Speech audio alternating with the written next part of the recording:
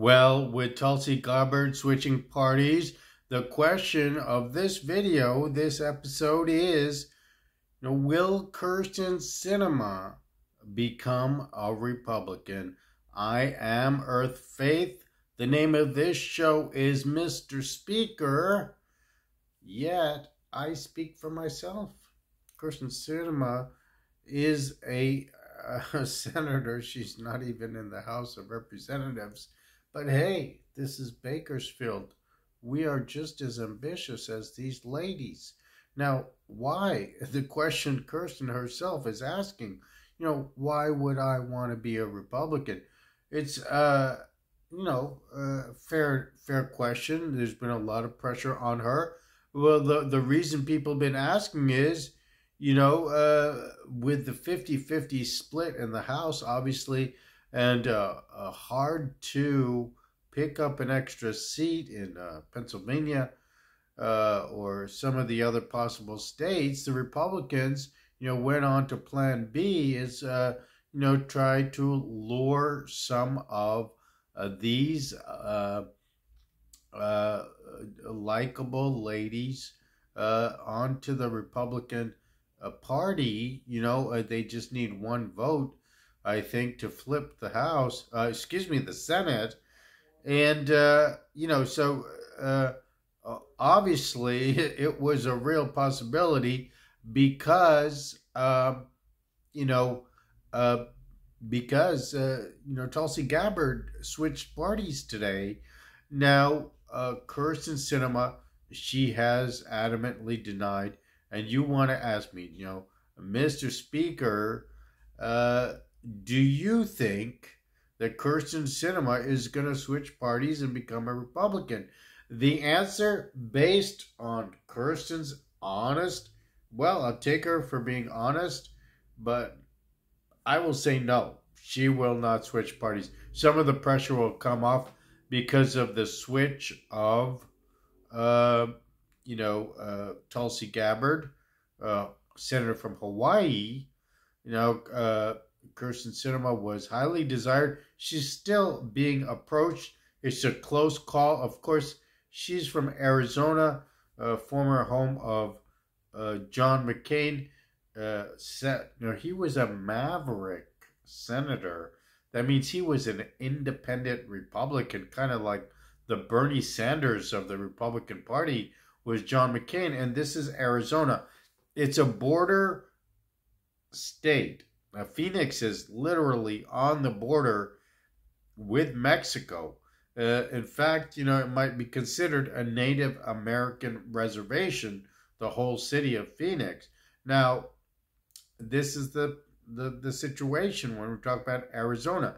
Now, additionally, Kirsten Sinema has supported African American candidates. I think most recently in Michigan. And this is an important thing because when Tulsi said, I cannot take this racialism in the Democratic Party, the woke movement, which is to be racially aware of racism or something. I am not sure exactly. I think that's what woke. I'm not casting any opinion on woke movement myself. I think that's what it is, and Tulsi couldn't take the heat of the woke movement. Now, there is a reason for that, and I am Earth Faith, and I will tell you that you take somebody, we're talking about Tulsa Gabbard. Now, she is Polynesian, as is Meghan Markle.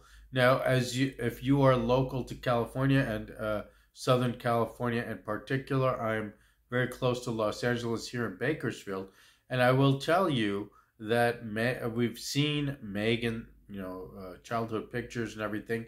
She was, she did have a skin coloration such as myself, and she did certain things, that she felt she had to do to remove the melanin or the coloration from her skin.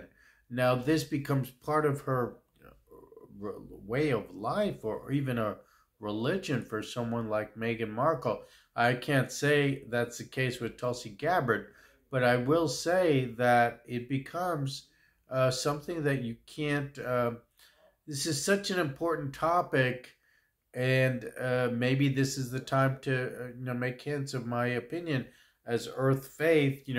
That we don't judge people if that is their way of life to keep their skin color a certain way. Meghan, of course, has a lot of minority friends and African American friends, but as far as the whole psyche of the individual, when they change their skin color, like any other cosmetic procedure, it can affect their way of thinking.